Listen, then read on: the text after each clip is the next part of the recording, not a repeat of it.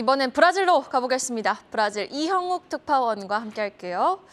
자, 브라질 경제에 영향을 미치는 대선이 진행 중인데요. 대통령 1차 선거에서는 룰라 전 대통령이 자이르 보우소나루 현 대통령을 꺾고 득표율 1위를 차지했지만 아직 승패가 갈린 거는 아니죠?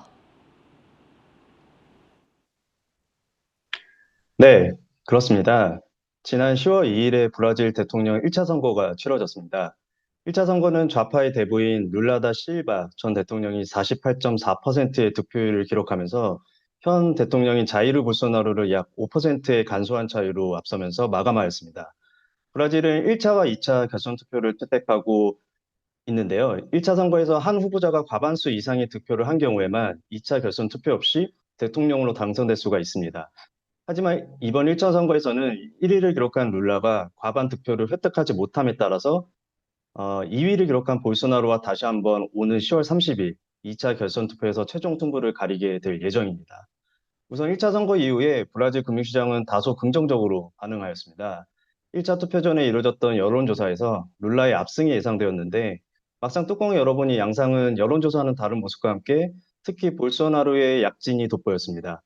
이에 따라서 볼소나루의 대통령 재선 가능성이 고개를 다시 들기 시작했고, 룰라의 포퓰리즘 정책이 아닌 볼소나루의 시장의 우호적인 정책들이 다시금 부각되는 모습이었습니다. 볼소나루의 대표적인 공약들을 살펴보면 개인과 법인의 세금 감면, 인프라 투자 증대, 국영기업의 민영화, 과다한 재정의 지출 방지 등 시장의 우호적인 정책으로 채워져 있는데요.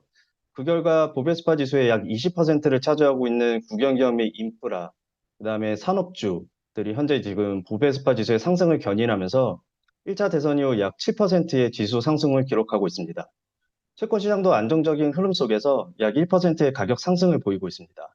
환율 시장도 마찬가지로 같은 기간 원화 대비 4% 결상하는 모습입니다. 현재 이념 경쟁으로 치닫고 있는 브라질 대선은 2차 투표일이 다가오면서 긴장감이 맴돌고 있는 상황인데요.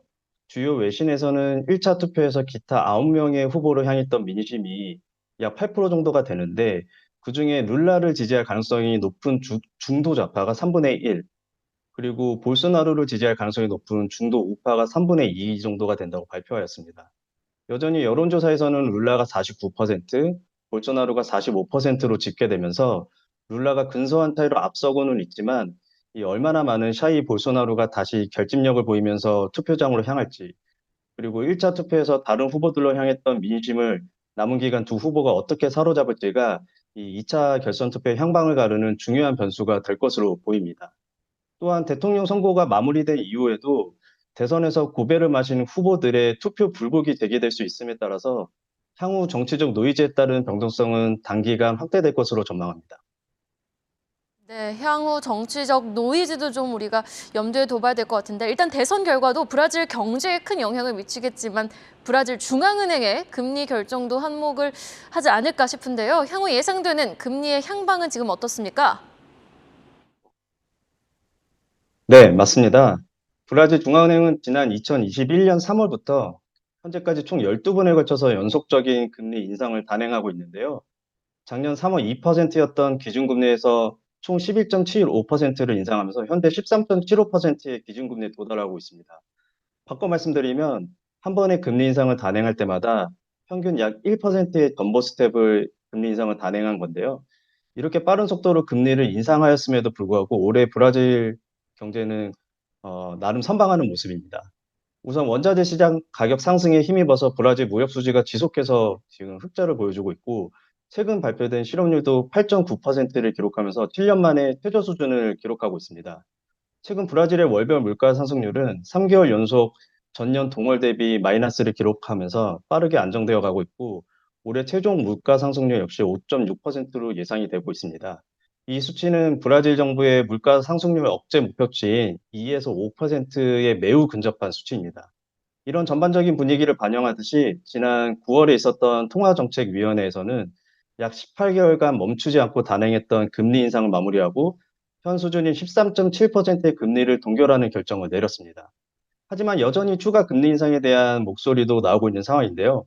브라질의 통화 정책을 결정하는 통화정책위원회 위원은 중앙은행장을 포함하여 총 9명인데 지난 9월 정책위원회에서는 통상적으로 만장일치로 금리를 결정한 것과는 다르게 두 명이 금리 동결이 아닌 25bp 금리 인상을 지지하는 소수 의견이 나오면서 일부 우려를 좀 확인할 수 있었습니다.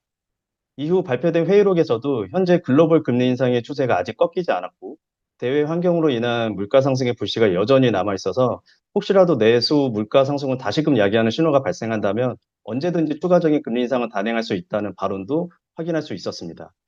그럼에도 불구하고 현재 브라질 채권 시장을 통해서 확인되는 시장의 컨센서스는 추가적인 금리 인상 가능성을 매우 제한적으로 보고 있고 현재 기준금리를 내년 상반기까지 유지할 것으로 전망하고 있습니다. 혹시라도 대외적 상황이 브라질 물가에 전이된다 하더라도 내년 브라질 경제 성장률도 함께 고려해야 하는 상황이기 때문에 추가적인 금리 인상보다는 지금의 높은 금리를 보다 장기간 유지하는 방향으로 정책 결정을 내릴 것으로 예상하고 있습니다. 이상 글로벌 X 이영욱이었습니다. 감사합니다.